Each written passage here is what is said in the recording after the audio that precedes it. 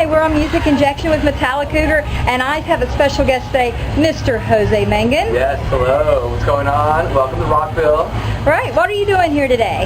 Well, I'm here to rock out, and I'm actually here with Zippo. And this is my third year doing stuff with Zippo. They hired me to host their music activations and really cool stuff that they do. We do these acoustic sessions here, where bands that are performing on stage today, or tomorrow, or even yesterday, they come and jam some acoustic numbers here for us, and bands are able to buy a Zippo lighter, and they get this cool pass to come, and they don't know what band's performing on this stage until they come and sit down, and until I introduce the band, and then the band comes out from behind, and then sometimes it's some emerging small band, sometimes it's Korn or Stone Sour. So fans love it. I love doing it. It's a really cool thing, and I also am here doing this cool video series that I do called Dudes Talking Shit in a Truck. I love that. And it's me driving around this Zippo Jeep. It's got a bunch of cool cameras in it. And I just did an interview right now with Zach Wild from Black Label Society. And I've interviewed a ton of friends and artists over the years. And it's really cool to do interviews in a car like that because people open up. It's different than just sitting down and doing a regular interview. It's fun to have the car, the moving, people open up, they say different things. It's really cool inside the car. So I love doing that video series. Okay, so I was going to elaborate on that because you do get to sit down in a little more relaxed environment. Yeah, I mean, it's hot. I mean, there's no air conditioning in the Jeep. It's so hot. We're sweating pretty bad, but it's a lot of fun. And yeah, I just drive around Backstage and staff parking lots. I mean, going anywhere I can go. Sometimes I get in trouble. A couple times, many times I've gotten in trouble just driving where I wasn't supposed to. I remember one time in North Carolina, I was with Taylor Momsen, and we were off-roading in some grassy area that ended up being some private property, and I got in a little bit of trouble. But the people that do the festivals here, Danny Wimmer and the guys, the whole team, I love them, and I work very closely with them, so I didn't get in too much trouble.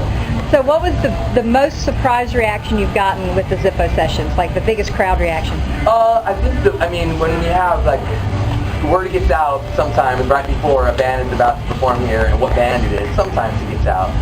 Korn, I mean, there was people that was trying to fill into the area that we had. There was people looking over the fences, people trying to climb fences.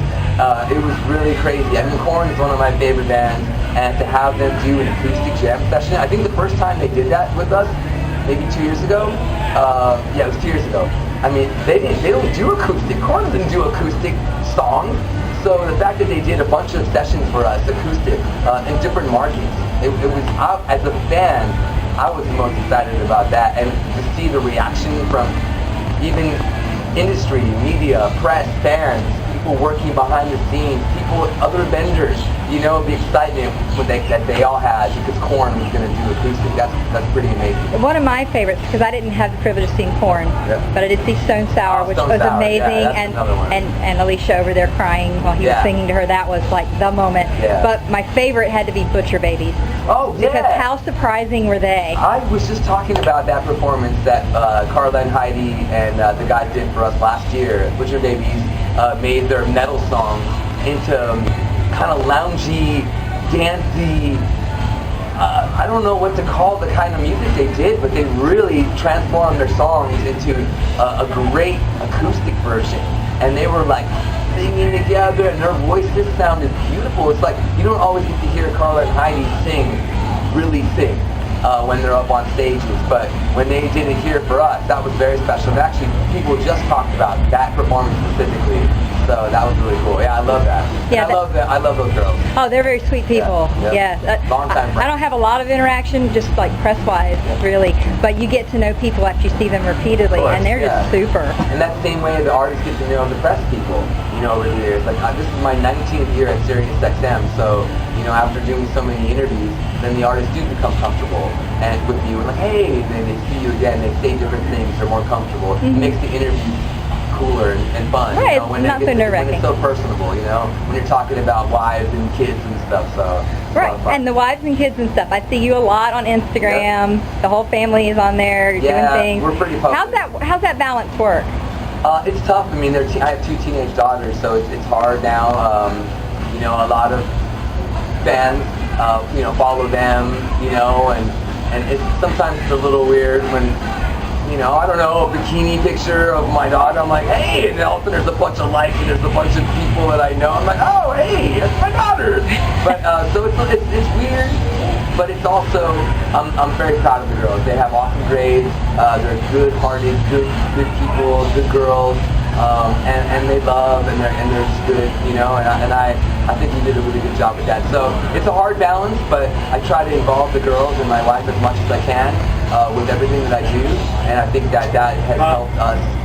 And I think it's a good example to set for others as well. A lot of people come up to me, or even when Melissa, my wife, is with me, and they say, we look up to you guys. You guys are raising your kids, and you guys are cool, and you're metal, and you're this and that. It's like, but we try to involve them as much as possible. We have to force them, you know? Yes. But they also are their own girls, so I can only force feed them metal so much, and they rebelled. They're cheerleaders now, and they're into hip hop and pop, but they respect metal, and they're good. They're really good girls.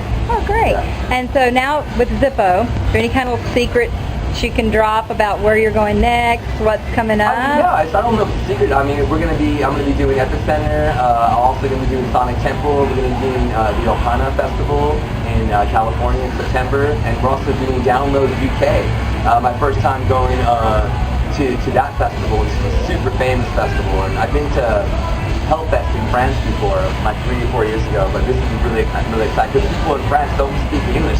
But no, they really don't. In north of London, they speak English, so it's going to be cool over there. And I'm looking forward to going there for the first time, and I'm so grateful that Zippo asked me to go, and we're going to do a lot of cool interviews. We're going to get a car out there and do some interviews.